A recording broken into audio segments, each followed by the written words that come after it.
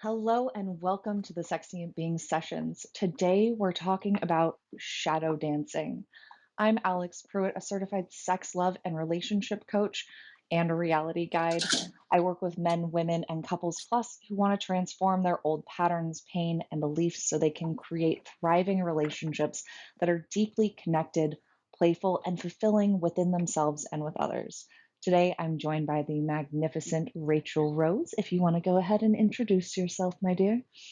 Hello, I am Rachelrose, and I help women who have suffered through narcissistic abuse, childhood trauma, any form of trauma, really, overcome and find peace within themselves.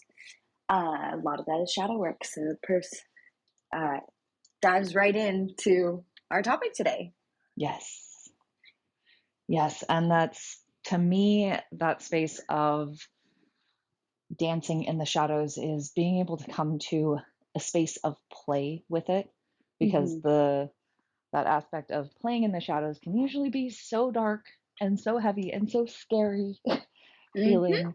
It's Mm-hmm. those pieces of ourselves we don't want to identify with, whether that be emotions we have coming up, whether that be certain identities like being a bitch, right? That's one that a lot of women have gotten a negative connotation with for Mm-hmm. what the meaning and implication is. Being a slut. Um, Mm-hmm. there's, Hysterical. yeah, and those don't only go for like identifying women, like most people in our society don't like the idea of being weak, right? That can be a Mm-hmm. huge shadow. They don't like being depressed or angry or sad. So they'll tend to avoid accepting that within Yep. themselves, or they may very like surface level accept it, but they're still avoiding feeling the feelings and sensations that come along with being in that state, which when you learn to actually dance with those shadows, to me, you can extract all these really valuable pieces of information, but also this reclamation to your core authentic being and who Mm-hmm. you are versus what you've been taught is bad or wrong, not lovable, whatever it is. And do you have Yes. anything to add to that, Rachelrose? That was perfectly explained. Beautiful. Um, I've got so much to say on the topic, not much more to add to that explanation. You kind of hit that nail on the head. Sweet. Home Yeah. run. Yeah. That was beautiful. Well done. Thank you. I feel like I should clap. Round of applause. Yeah, while you were speaking, I was thinking about my daily shadow work. Um, so that is, everything that Alex just explained, is stuff that you can do every day or not every day with a person, without a person, There's so many different ways to shadow dance and shadow play. And my favorite is actually I do swimming meditation and then I have seated meditation um, for about cumulatively about an hour every day. And my method is, I don't know if you've heard about this, Alex, or not, but I call it the round circle meeting. Hmm. With basically four seats at the table, and I sit down at the table and I invite other people to come and sit at the table with me. Yeah. And it's my, I'm like King Arthur. I hold the sword of Excalibur, and I'm inviting people to show up. And for many, many years, the people that would show up, I think you helped me put a name to a face in many ways to some of these people that came and sat down at my table, which one of them I see in pictures. And one of the pictures that came of this, you know, this nasty creature with like sharp teeth and it's like dripping black tar blood stuff. Like he's creepy. A perfect little horror. And his name is Pain. And recently I have known that like anger and disappointment were also sitting at that table with me, but I didn't know what their faces were. And since I've been doing my swimming meditation, I swim for 30 minutes and then I meditate for 30 minutes every day. I'll give myself weekends as a break, but honestly, every day. Perfect. And oddly enough, a child showed up at my table. And then and then a horrible demon. And I'm so curious, like, what is your shadow play method? Because that one's my favorite. So I have a similar practice called the round table of the heart, but that's not necessarily limited to any amount of seats. It's as I integrate different identities, they are welcome to come sit at this table and give their input and opinions. Because I mean, I can have 20 pieces that want to show up about a different situation coming up in my life. The biggest thing is they do not get the seat at the head of the table. That is for like my most sovereign self, the one who is going to make the choice after hearing all that input, right? That's that leader within you, the sovereign, the self, the higher consciousness, whatever you want to call it. I have a lot of different practices. Honestly, like shadow work is one of my favorite things, especially for embodiment. But I would say my daily practice as things come up is usually trying to notice that I'm feeling something I don't want to be feeling. And then allowing myself just that seat of observation, not even like imagining a round table, just hearing whatever the thoughts are that come up. If I'm seeing images or flashes of memories, noticing that, noticing what body areas are showing up more regularly, especially if that's in discomfort that I don't want to be feeling, or I want to make it go away type thing. I use all of those as kind of like my signals of there's something coming up, right? And just trying to leave that openness of being curious about what's there.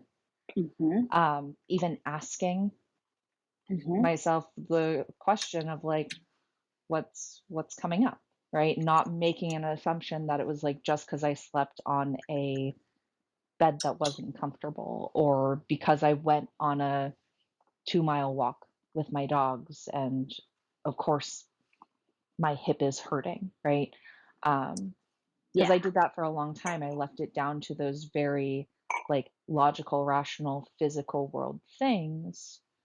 But when it came to me trying to heal those, to find whatever would give me relief, it also ended up making it to where I relied on that resource of healing coming from outside of me. And when I did that, it would usually help. Like, I mean, I had a car accident, very real world physical injury that occurred.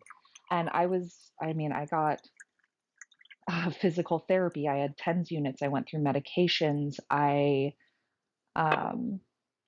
got extensive massage when I got back into working a massage. I was literally getting an 1.5 to 2 hour massage every week just to be able to sustain at a level where I could function. I still had chronic pain all the time in my physical body. I worked for a chiropractor, also could get chiropractic adjustments whenever I wanted. Acupuncture was the most helpful one, but even in that, it was about 6 months to a year where like once I got done with whatever set of acupuncture treatments I was going through, where it would start flaring back up.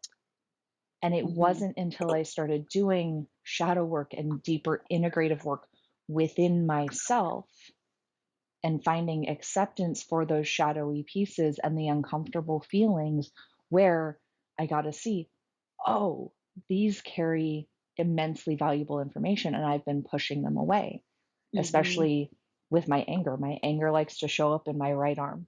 So, like, if I start getting like weird, numb, tingly sensations down into my right arm, it's usually this tiger I have within me that's very related to my primal that literally wants to like lash out and like rip the throats out of people. Right. And it's Mm-hmm. usually like I've been suppressing my own anger. I haven't been speaking whatever my truth is to stand up for myself. Yeah.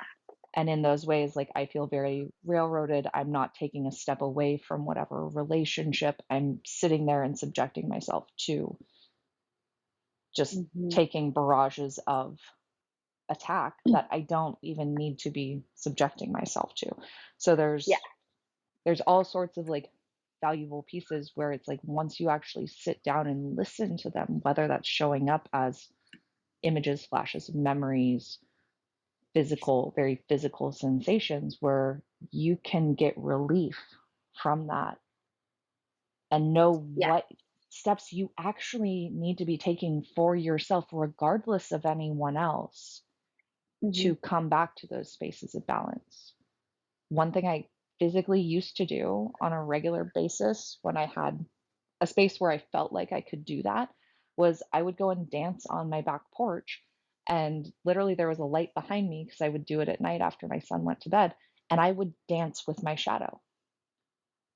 And as I did that, I would invite whatever shadowy piece needed to come forward to dance with me. And a lot of the time, that was the dark goddess energy at that Mm-hmm. point. And those were phenomenal spaces. Like, honestly, when I get into embodied dance that way, because it's not me thinking about how my body needs to move, it's just allowing it to move however it wants to move Yeah. and really just letting go into a state of surrender. My body would move in all sorts of ways I didn't even think were possible.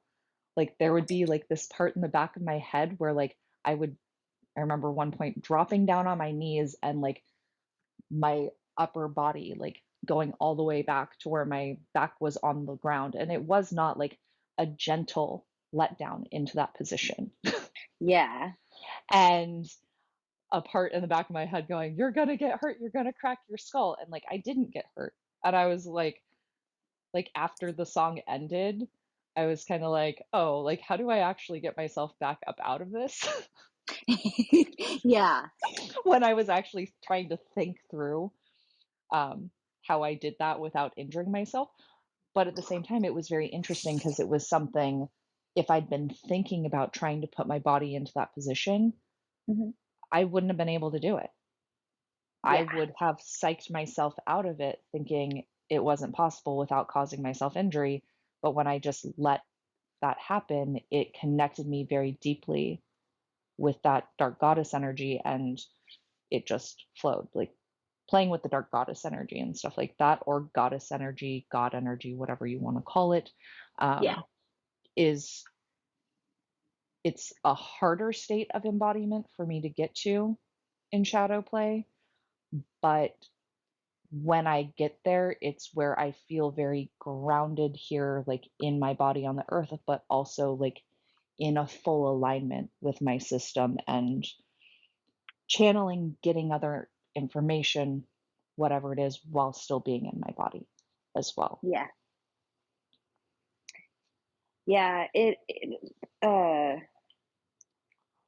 Shadow play or dancing, it really is kind of just walking into that cave and yelling, like, who are you? What do you want? Like, what, what's your name? Asking a question and seeing what echoes back Mm-hmm. and paying attention to that. And, it is the name shadow for a reason because, it's scary. Um, like I said before, I'm a very visual person. So when I think of like that cave,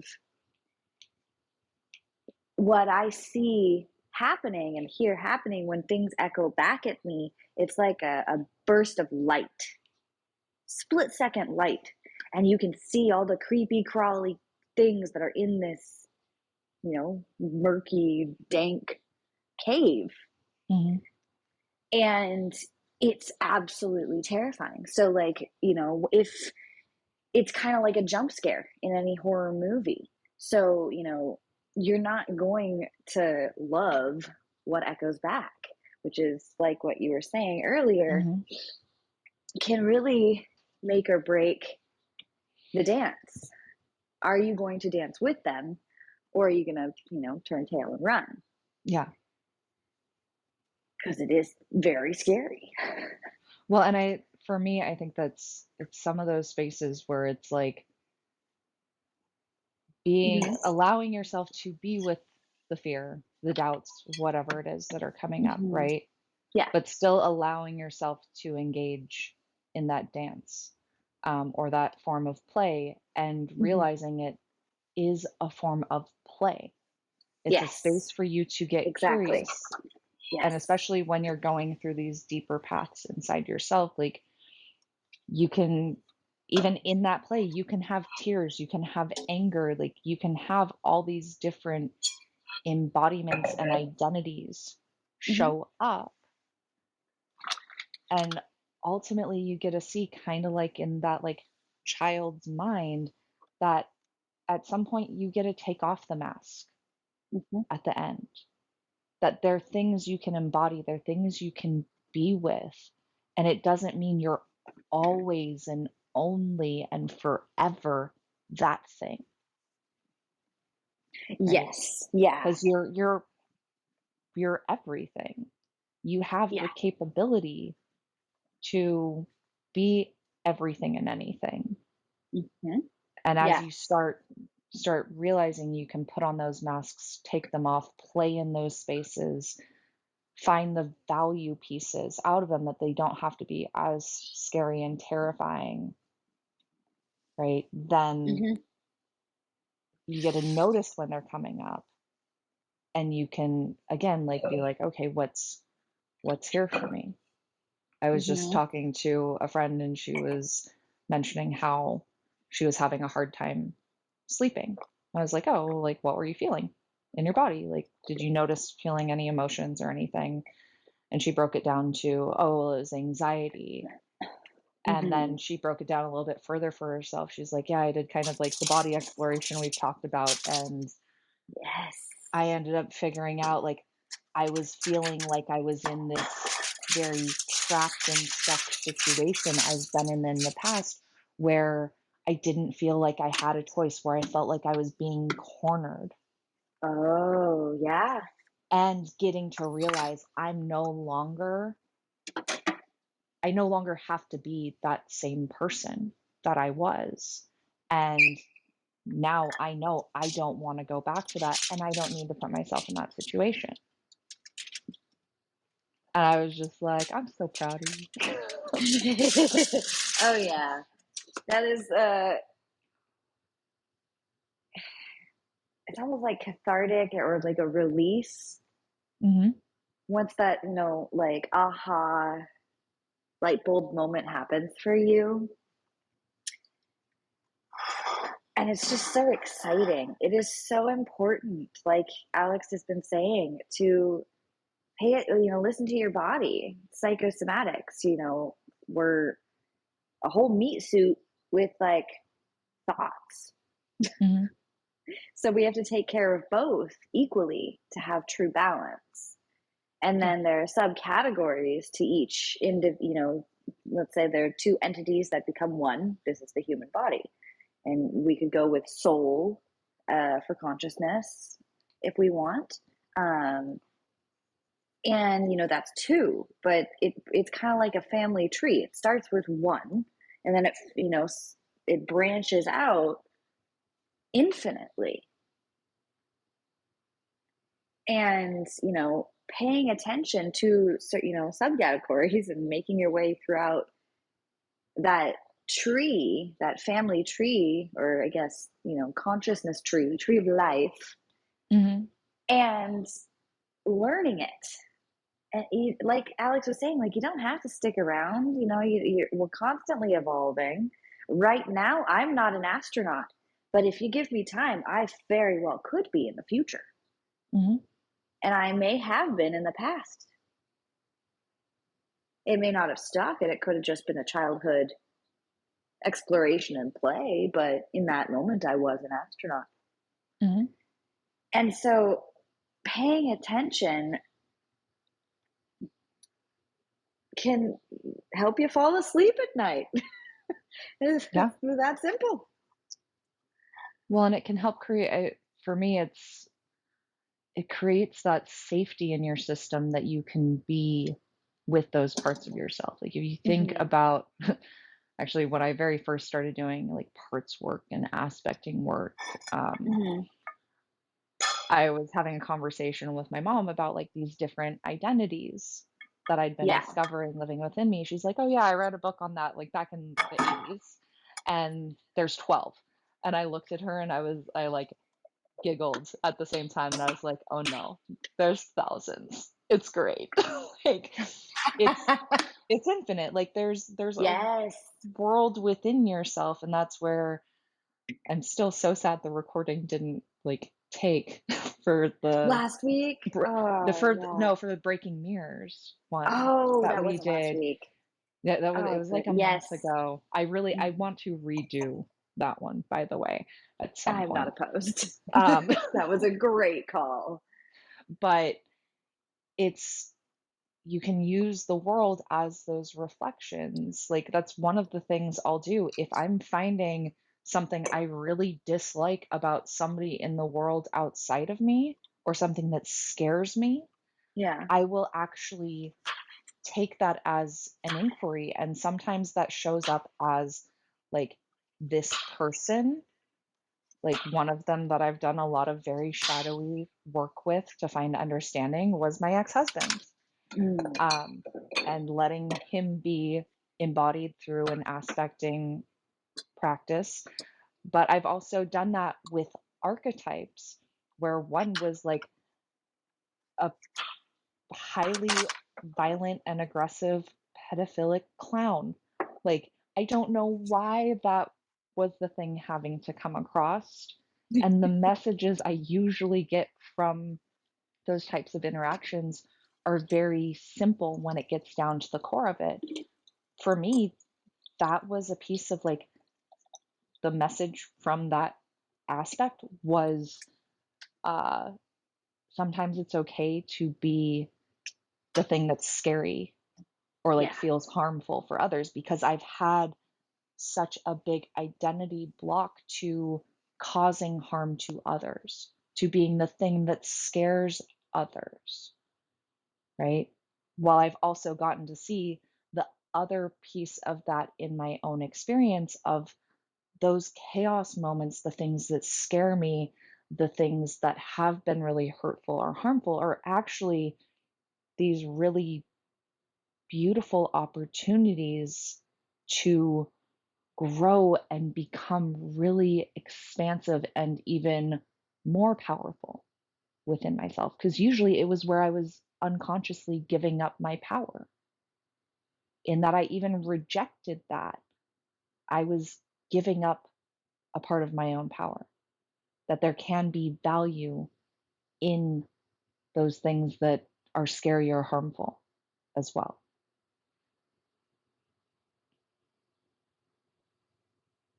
Oh yeah, 100%.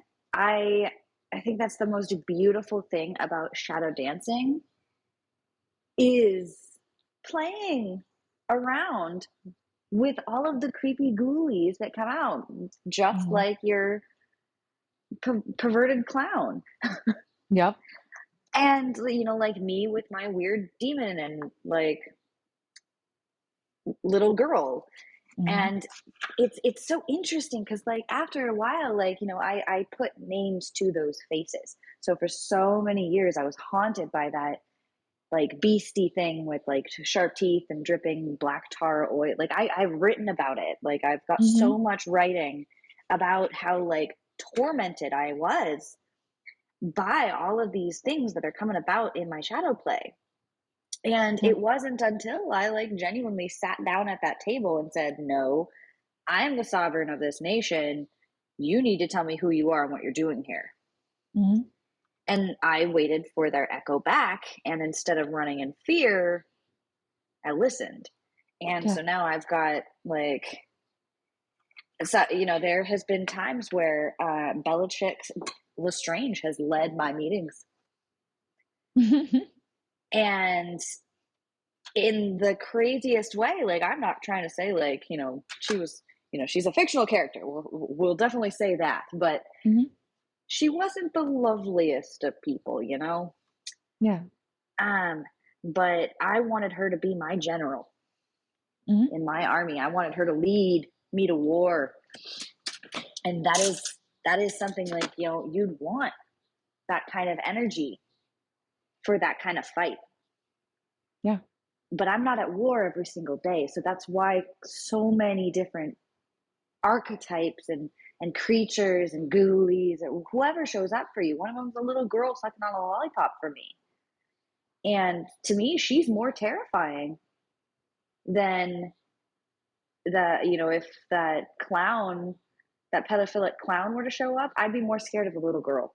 Yeah. And I listen to that. Why is that? Mm-hmm. Does she represent fear? Does she represent anger? Because both of those emotions are coming up for me when I think about that little girl. Mm-hmm. And so, like, shouting in that cave and asking those questions and seeing what echoes back and not being too scared to listen Yeah. is the basis of shadow dancing. It's a glorious, terrifying process. Well, I think one of the things I want to point out from my own experience, and this may just be my experience of one of the things I've identified, um, goes along with my repression of my shadow and not working with those pieces. But it actually has come up a lot in the last week as I started noticing I was feeling really depressed. And there was a couple years ago where I was on a trauma summit, and one of the speakers was talking about how depression is actually probably not the correct word to define that state of being. And the more accurate word is probably compression, and us creating this excessive holding within our own bodies around our emotions, but it also shows up again in the very physical body. And that I had a handful of nights ago where I was like, I feel really stagnant in my body. Like, I need to stretch, I need to move. And I started doing those things. Well, the next day, like, I woke up and was getting flashes of memories. There was sadness. There was this feeling of impatience that was coming up really strongly, which I've kind of been playing with the needy, greedy, wanting aspects a bit lately. Um, but I was like, oh, this makes a lot of sense that this is showing up because where I have been physically, there's a lot of not feeling like I can just be and express. I don't feel like I can openly dance in the physical space I am currently living in, which is a huge outlet for me playing with my shadow. Even a lot of the um, home practices I have where it's allowing myself to tap into my anger or into my sadness and being able to cry. I've literally created a situation for myself where I'm back at a place where those initial traumas happened. And it's a very strong reflection of that point in my life where I got those narratives that those things were not okay. And that if I expressed those things, it would cause harm to others, be too scary for others, and I needed to protect them. But now I'm getting to notice the layers of that depression, that compression in my own system so I can work with it, so I can play with it and realize that no, like I can create safety for myself and for others while also like being able to call other people on their shit and let that be okay. Let it be something that they get to learn to play with or work through, and me not having to prevent them from having those experiences. So I did want to point that out because depression is such a long or it's a big thing in our society, and so many of or so much of like modern medicine practices is resorting to, oh, just go get a medication. Yeah, yeah. I was so recently I've been applying for a position as a child and family therapist because I've decided to get licensed. Nice. And in doing that, I, kind of going with, it's a little out of my preferred niche, which is helping trauma victims and women. Mhm. Um, but they gave me a case to look over, and the diagnosis would have been depression. But I Mhm. specified in my assessment and treatment plan that, like, you can't just say, oh, it looks like depression, so it must be depression. Let's put her on a pill. Yeah. Like, we have to do some in-depth scanning for this child. And there was a avatar situation, so it wasn't a real case they were posing at me. They just wanted to see how I handled it. Mhm. And she was a 13-year-old girl, you know, showing all the symptoms of depression. Grades are slipping. She's tired all the time, so she's sleeping all the time. She's not hanging out with friends. And there's so many factors that could contribute to this, like family life. Did they recently transition and like move somewhere, adjustment disorder? And on Mhm. top of that, as a woman, or I guess in this case, a little girl, but she's going to grow into a woman. She's becoming a woman in that age, the menstrual cycle, all of your hormonal changes. This happens to men too. It's Mhm. just different. Your body maturing, your hormones are changing, your thyroid is changing. Yeah. And so that's biologically or biological chemical firing action going on in your body that's changing the environment around you. And on top of that, the people. So Mhm. are her teachers being supportive? Is she being bullied at school? Mhm. All of these are things that need to be thought about before treatment, Yeah. to be even before formulating a treatment plan. And in that, it's more like you have to have a treatment plan for your treatment plan. Mhm. And Well, only at the end of the line do you even think of medication. And when I'm thinking medication, I am not thinking pills. I'm thinking specific dietary change. Is it a celiac issue? She's having issues with gluten. That could be affecting her mood. So maybe she needs a diet change. And so, like Alix was saying, depression can't be boxed. well, and And the it word itself is not good enough. Like yeah, well, it and boxes I'm gonna itself in say at that. depression very specifically is a box that we're putting ourselves in that Oh, I is like that. very Yeah. uncomfortable. It's actually one of my very first epiphanies that I had, like where I actually had like this like visualization happen in my head, and it was when I was going through my separation. Like I didn't feel like I could move and like make any movement that helped move me back towards my partner that I was going through the Hmm. separation with. Hmm. And I was like, okay, well, like I feel like I'm stuck in a box. And I was like, oh, that's interesting. Like what's there? And I got this image of myself being stuck, and it was not like a square box. It was a white box that had a whole bunch of like different angles, and I was contorted and twisted in a super uncomfortable position within that box. Hmm. And as I kept looking at it, I noticed that I thought it was interesting that it was white for the box, and I noticed they were all white little slips of paper. And Mm-hmm. each one had a judgment, an ideal, a belief, whatever it was, that were based from my ex-husband, or well, now ex-husband, on what he wanted in a partner that I was trying to be. And I ended up taking a break because I had to go to work. I listened to, I think his name is Don Miguel Ruiz Jr.'s book, The Five Levels of Attachment. I didn't even know what this book was about. I had just been recommended it, and I was like, I need to find something to like take my focus off of this.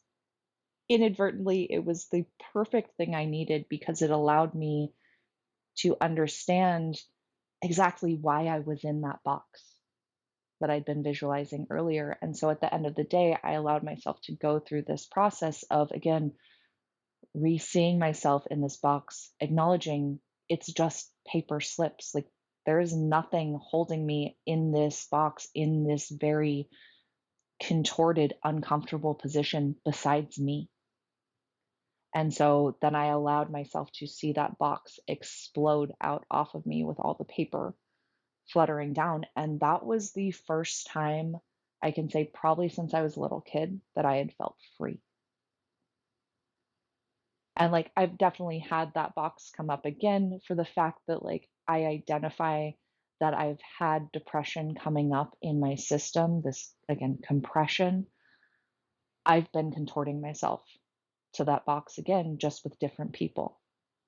And it's allowing myself to notice those spaces, to notice the aches and pains that come along with me repressing myself, compressing myself over and over, and not listening to those signals to keep other people happy, to not be exiled, to not have them feel rejected or unloved. But ultimately, I'm doing that to myself in the process for how I've been trained and conditioned to achieve that.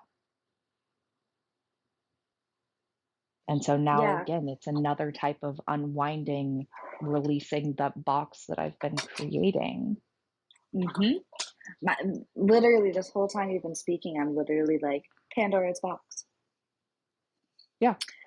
So that is basically like the Greeks were brilliant when it came to the psyche. I mean, psychology, Western psychology itself was derived. I don't know if people know this, from Greek mythology and the way that Greeks went about their healing psychologically. Um, and you know, most people know the story of Pandora's box. We, I get an image of like uh, Christmas and keeping the presents perfectly wrapped under the tree. Hmm. You know, we're so excited to open them on Christmas Day, but we have to wait until the right time, which is Christmas Day. We can't just open them up. I mean, granted, it doesn't really matter what holiday. It could be Hanukkah or Kwanzaa or any of those types, Could but be a it's still birthday. could be a birthday. Yes, this is true. But we don't open those presents, those gifts, that box every single day. Hmm. And the reason that I'm pointing that out is because when you're first doing shadow dancing, opening up that box every day will probably re-traumatize you. So finding special days to do it, however you want to call it, is always in your best benefit. Like that is gonna help you in the long run. And then on top of that, you can start celebrating in general more often. Like we've got so many religions, you know, holidays, just as much as we have birthdays in the world. So you can literally start celebrating yourself every day. So then you train yourself over time to, you know, open that box every single day. Hmm. And it is so much easier to just call it Pandora's box and hide it away in Tartarus with Persephone and just pretend like it doesn't exist, because it's so much easier to box away our problems than to confront them and deal with them, which is what a lot of people do. So shadow dancing, is a terrifying, and I mean terrifying in the most brilliant like way, like goddesshood way for me. This is how it's coming up for me. Mhm. Um like Wonder Woman is terrifying, if that makes sense.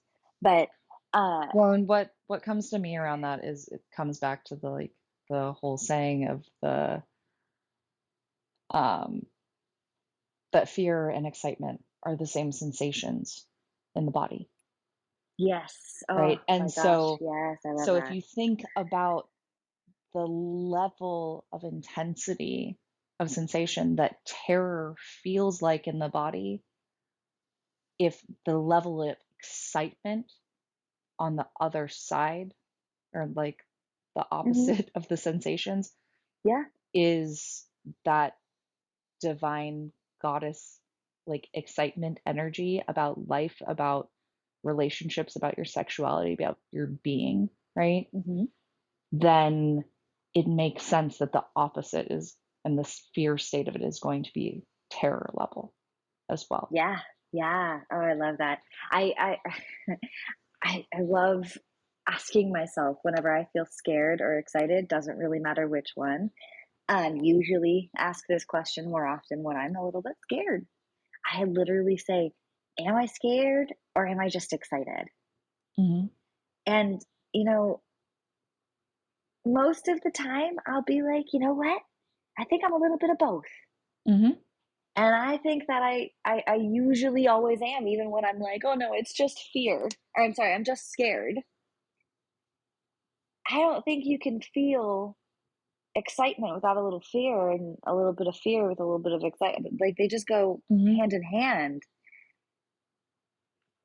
And, I remember all my life, I've always wanted to like bungee jump and, skydive. Like the idea of flying,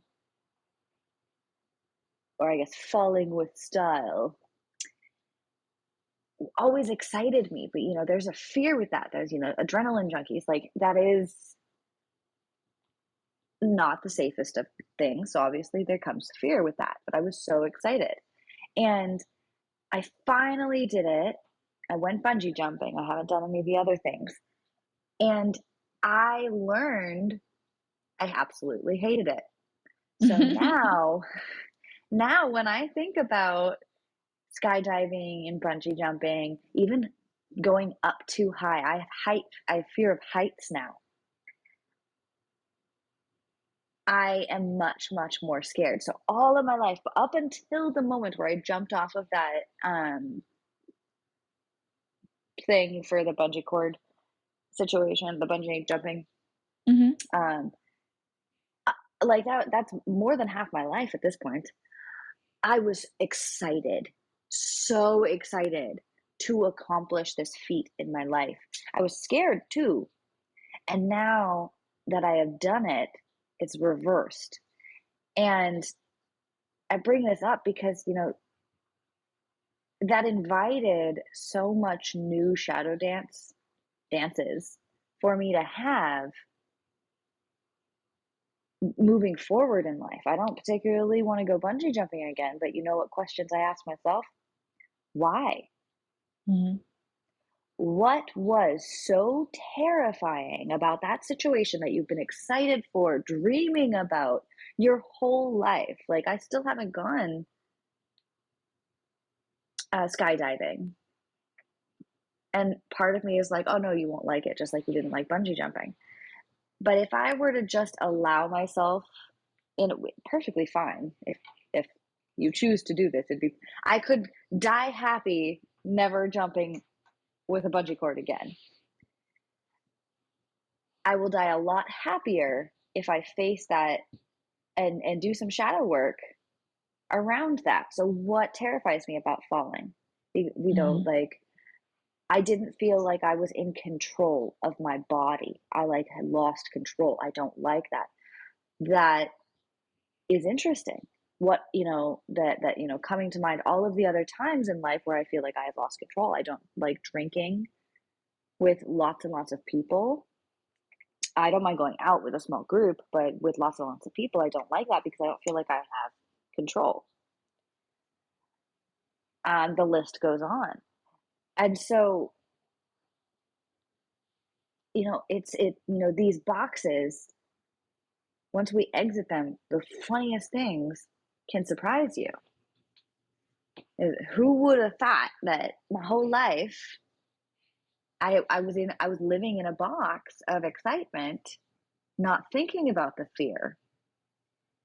And then all of a sudden I was living in a box of fear, not thinking about the excitement.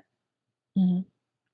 And now I have to get out and I have to stare at both of those boxes and be like, all right, how do I make you work together? Yeah. It's the two things that kept coming to me as you were talking. And one was, I can't remember where the quote came from, but I know it was either in a movie or a book or a podcast or something, but it was like, what is flying? Was like one person's question. And the other person responded, well, it's just falling and you don't hit the ground. Or like you miss the goal of like hitting the ground. That comes at the end of falling. That's flying.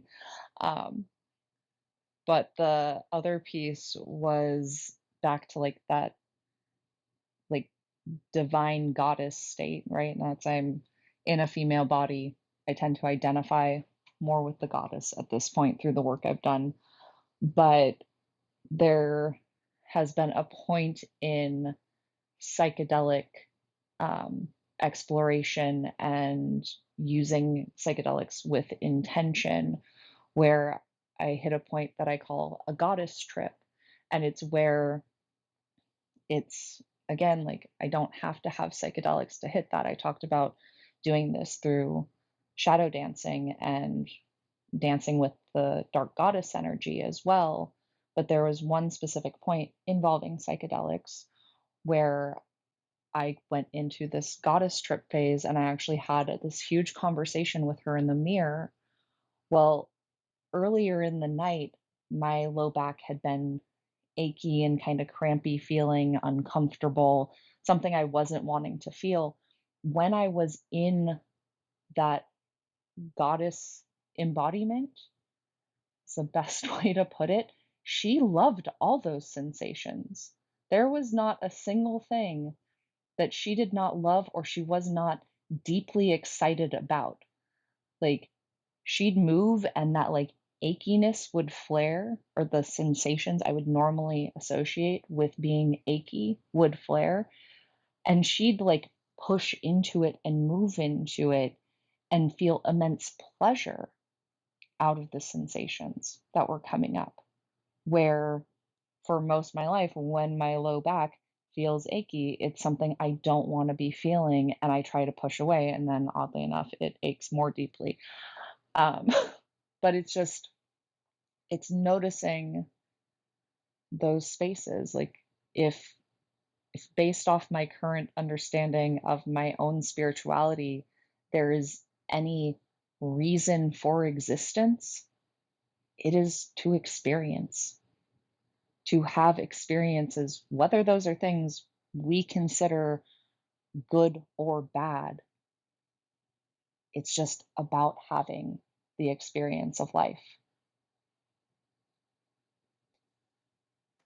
Yeah, I was talking to my partner about this the other day, which it's like the philosophy of enlightenment, which is actually kind of a bastardized term Mm-hmm. or translation, not term, but like it doesn't quite the meaning of enlightenment or awakening, like it doesn't quite translate into English well. Mm-hmm. Um, and so like even my understanding of it is not even fully formed because I don't speak not Hindi or whatever. Languages. Sanskrit. There's so Sanskrit's many usually the languages in one I India. end Oh up my God. I think there's hearing more that languages just people in the talk country of about learning. India. Yeah, sorry. I'm going on about languages. There's like Yeah. millions of languages in India. Obviously not that many, but you get my point. But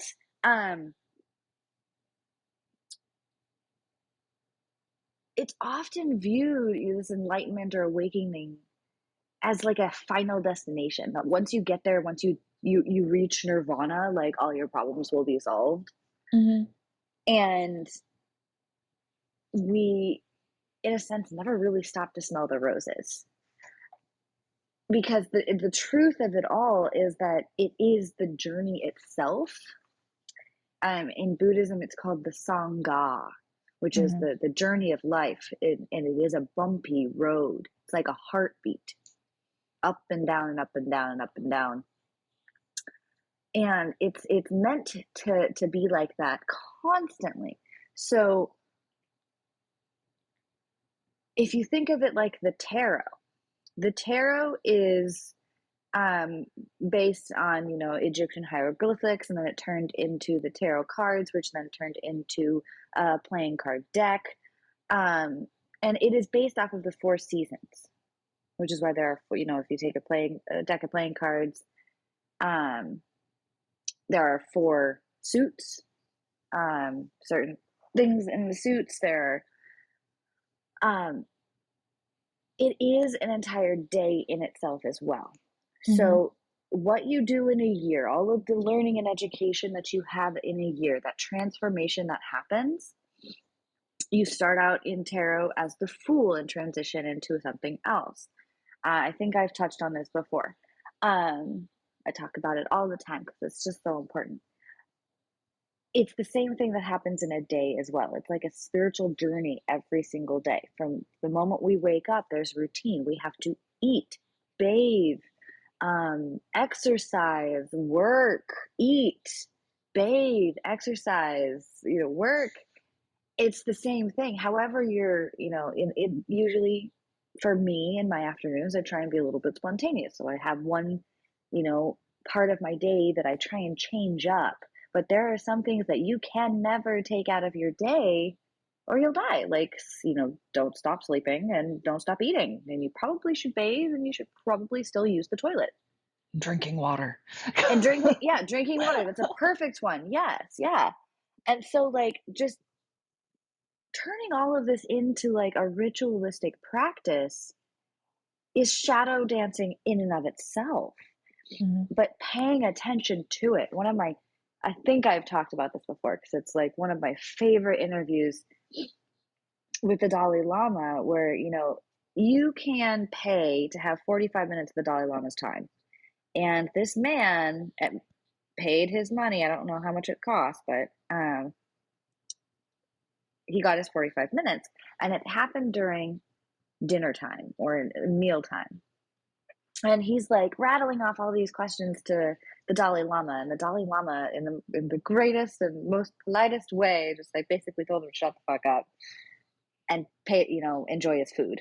He was like, "I'm eating now. Like, I need to enjoy the food. Like, sit and enjoy the food, every bite of it, every flavor. Have you ever stopped to really think of what emotion you get from eating a strawberry, what flavors come up, what body sensations, what textures are coming up?" And he's like, just sit and pay attention to that and shut up. And it's just one of like the beauties of shadow work can simply be around food and eating it. Like, it doesn't have to be terrifying, because like it could very well be that you bite into a seed and it hurts. Ouch, not good. That could trigger memories of other things similar to that. Like there's so many ways to go about it, which is why it's so great. It's so much fun. Sorry, I'm just gonna ramble, I'm sure. Yeah, no, well, it's funny because it sounds like what that guy paid for he had a different expectation of Oh what that yeah. 45 minutes was going to look like, right? And that's the Yes. container that was being offered was just 45 minutes of the Dalai Lama's time, but that did not mean that it had to look exactly the way that man thought it was going to look, with getting to ask all his questions and have all of them answered in the Yeah. exact ways he thought they should have been answered, right? Yes.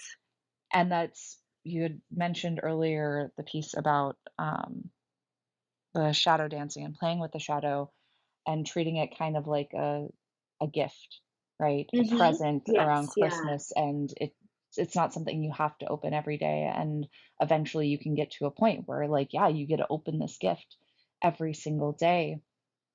That's where, to me, working with a coach, a guide, a shaman, whatever it is, right, can be so valuable, because what you're doing when you work with those spaces, especially around this type of work, is Mm-hmm. you are creating a defined safe container for you to do that exploration in.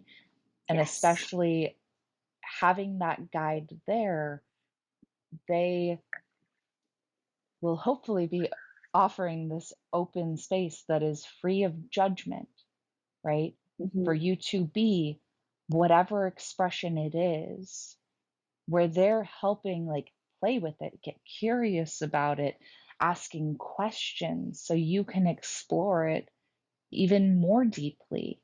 And so you can learn how to get curious about it yourself and then integrate this play, because again, you're working with things that you've gotten messages about not being acceptable, understandable, lovable, things that Mm-hmm. you shouldn't feel, that you can't be.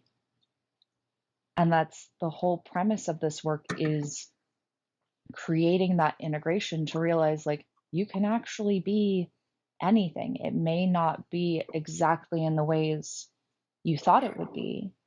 Like for me, what was it? Dancing as a kid, like the physical act of dancing. I loved that expression. Yeah. And because I loved that expression, at some point my parents were like, "Oh, let's put you in dance classes." I actually hate dance classes. And the reason was, it was because it was telling me how to be in that body expression only in a very structured way, by making these specific sorts of movements with my body. And it became something that I didn't like doing. I didn't like being in dance in that very structured, regimented way. And I actually got to a point where I didn't dance for probably 10 to 15 years, or if I did, it was only behind a closed door where nobody else could see me or potentially hear me. And I had my own evolution out of dancing behind closed doors, dancing at all, that has stemmed over the last probably 10 years, where I got to where I could, like, kind of dance, but I was still really restricted in my body. And now I have a local club I'll go to, and I will go into what I call ecstatic or embodied dance, where it's literally, I'm not telling my body how it's supposed to move. I just let it move. And if I notice it's holding in any certain way, like, I'll shake and start doing erratic movements with that part of my body to help release that holding, or feel into that part of my body more to notice what's there. And I'll use it as a type of body work, this type of, again, dancing with my own shadow, to notice what's coming up and to start to play with it more. Again, when I do that, I'm creating a safe container for myself. Mm-hmm. Yeah, that is, there's so many types of movement therapy. Mhm, Mine is swimming. Yours is dancing, and ecstatic dancing is amazing. I love doing that. mhm, Discovered that when I was living in Thailand, and there was this. I want to say like club, but it wasn't. It was just like a place that you could go that had ecstatic dancing a couple days of the week, mhm, and you would just go. You can change the music. You can put on, You can put in a song of your choice if you want to recommend one, and you just close your eyes. Sometimes they had you blindfolded so that you would, feel less insecure. No one's watching, and you Hmm. just go and you do whatever your body tells you. Yeah. And that's how I do my swimming. Yoga is the same way. It's also a form of movement therapy, and that one's a really big one because you listen to your body and you Hmm. kind of let gravity do what it needs to do, feel where it's tight and touch your toes. Is it not tight there? Okay, try stretching your arms and Hmm. holding it, and I love giving myself I apologize. Um I set a timer type of scenario out of every day to just explore my body physically. And that could be like I've started juicing. That's a body exploration. I want to see how my body reacts to eating a more holistic, healthy diet. Hmm. And the same with dance and movement therapy and swimming. Like it's all just listening and paying attention. It's like you are the conductor of your own symphony, and you have to listen very intricately and very carefully to hear specifically the flutes. And on top of that, can you like, let's say there are 5 flutes in chair. Are you able to differentiate between each of those flutes and the flute player? Can you hear a difference in how they blow and the whistle that it makes? Like, it's that type of in-depth situation. And there is no way that you could take one of these flutes away, or I guess any instrument from this symphony, and still have it sound exactly the same. Hmm. Every instrument, every number of instruments, there's a reason there's only one gigantic gong and not 6 of them. Yeah. And paying attention to that, like it, you literally, using this analogy, can create the most beautiful symphony of your life because it is your life. Well, I think for me, one of the things it's like a lot of the times we'll get kind of stuck in trying to, not even trying to, right? But it gets kind of conditioned of like seeing the big picture, but you're not paying attention to the nuanced detail. So it's like, even if you're labeling an emotion as anger, like, yes, you're able to identify it's anger, but what tells you in your body that you're feeling angry? What are the actual sets of sensations there that are giving you that message? I mean, I've done the same thing where, like, through my own path, one of the things I got to notice was I would see a tree and I would see a blob of green and a brown stalk below it. And I'd be like, that's a tree, right? But I didn't ever pay attention to the tree. And I actually got to a point where I could start seeing all the individual leaves on the tree, not just a blob of green, right? I could see all the texture and everything that went into the bark, into the leaves, all the different color variations. And so giving yourself that space to slow down, to notice how the different pipes and wind instruments sound in the orchestra, right? Doing that with our body, with our life. That's why meditation comes back over and over and over again as this really profound tool, because it's a way of actually slowing down to listen Mm-hmm. and giving our bodies and ourselves that permission that that's okay in a very non-shame based way. Yeah, exactly. I don't It know. Do is you? so important Yeah. to just slow down and take a breath, have a picnic, like Hmm. figure it out slowly. So many of us just want to rush into life. And like I keep like telling my partner, because he's like, I want to be the best in my career. I want to be rich. I want to be, you know, listened to. He wants to be like in a sense famous, but not like Hollywood famous. He just wants his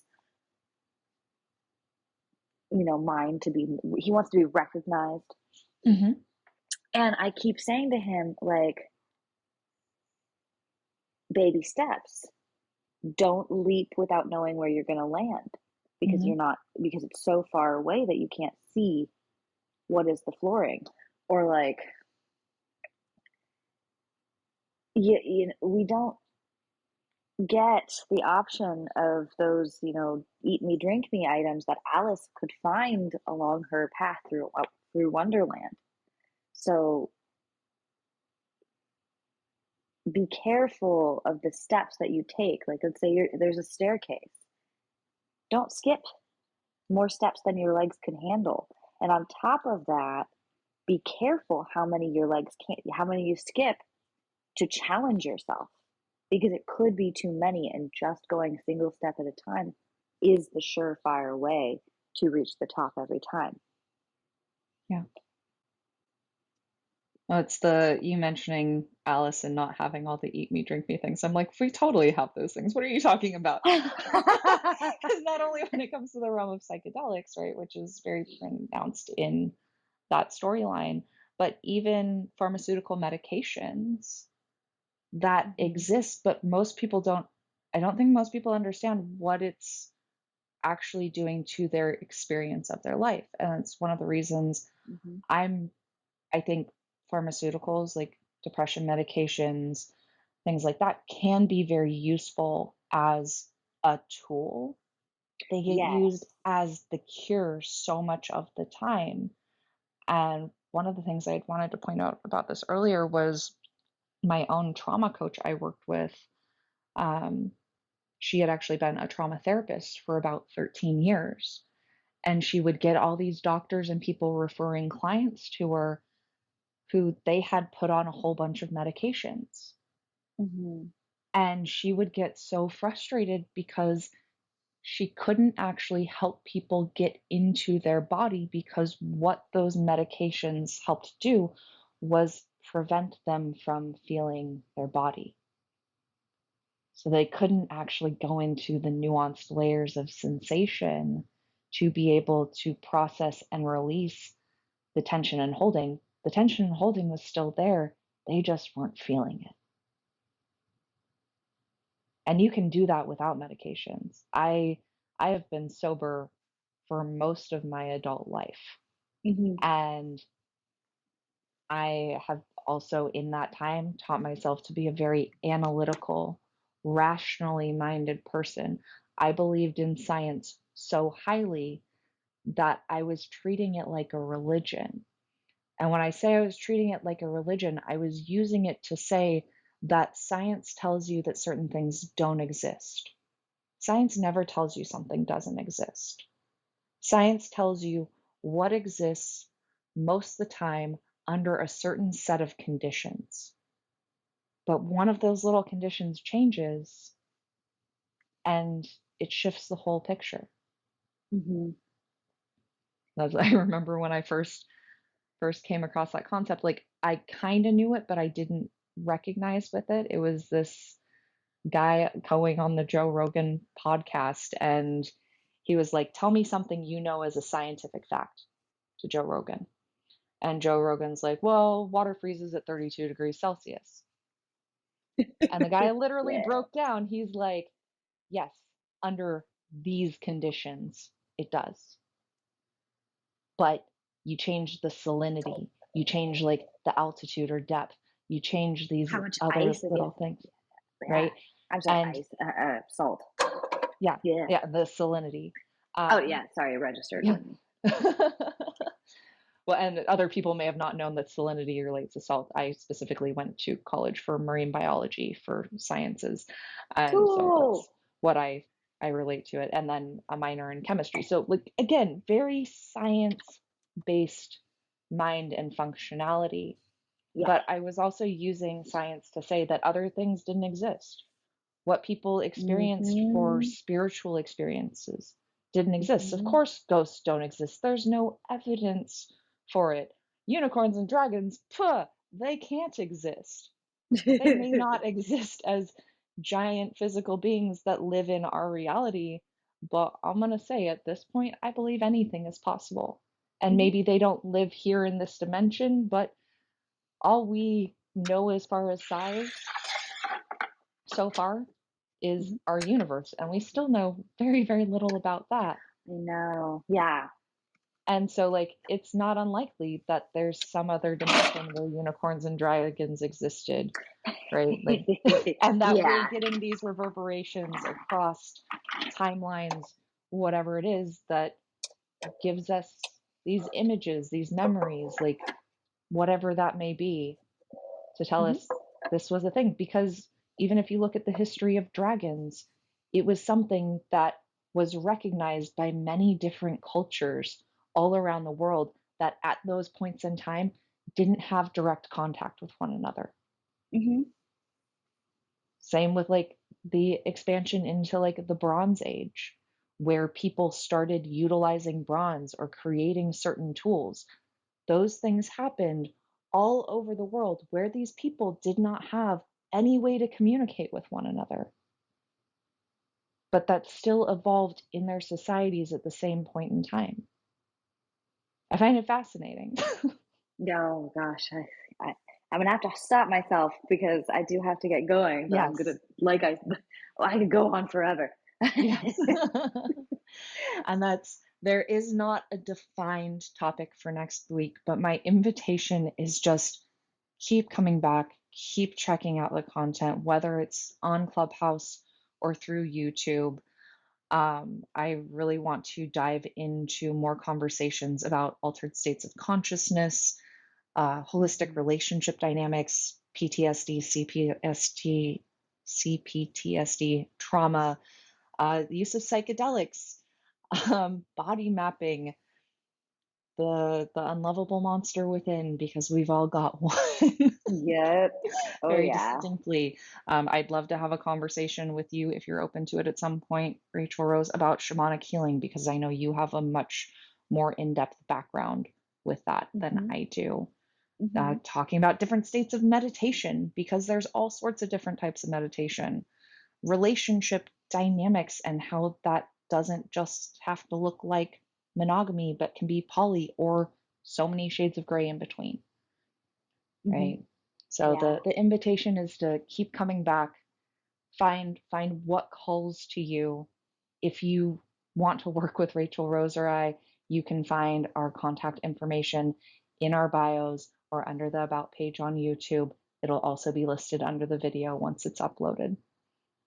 Do you have anything Mm. else you wanted to add? No, you once again hit the nail on the head. That was beautifully done. And yeah, just let us keep showing up and reach out if you have questions. There is no such thing as a bad question. Yeah, I think the last thing I want to put out really quick, and if you need to go, you are more than welcome to hop off, is I have a workshop coming up on July 21st. I will actually add a link in on the bottom of this page. It is more aimed at men, but pretty much if you're wanting to step into a greater leadership position in your romantic relationships, then I want to invite you to join this, whether you're male or female. And it's called the Sovereign Dom 3-day workshop. It's completely free.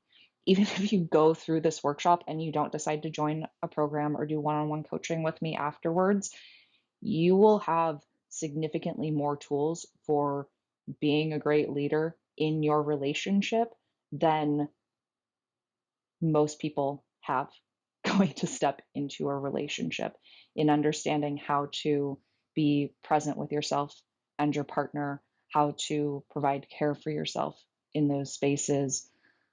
There's a whole plethora of things that fall into just that 3 days, and it is very high value in what is offered there. So take the time, sign up at the link that'll be below, and other than that, that's what I got. Do you have anything? No, that was beautiful. I want to go. You should. You're invited too. I invite all the peoples. I'm gonna.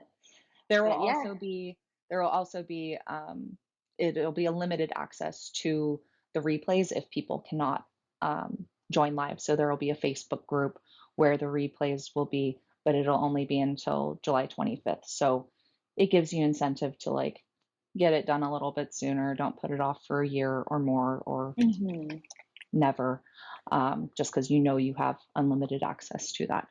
But other than that, just thank you to anyone listening now or in the future. And as always, thank you so much, Rachelrose, for joining me today. It You is are one of my welcome. favorite spaces in a week, and I appreciate you being here with me for it. Oh, thanks. Oh, shucks. Yes. And I do unfortunately have to hop off. I have Yes. a obligation, but I love you all and continue being you. And I'll be off. All right. Have a great one. Bye. Bye.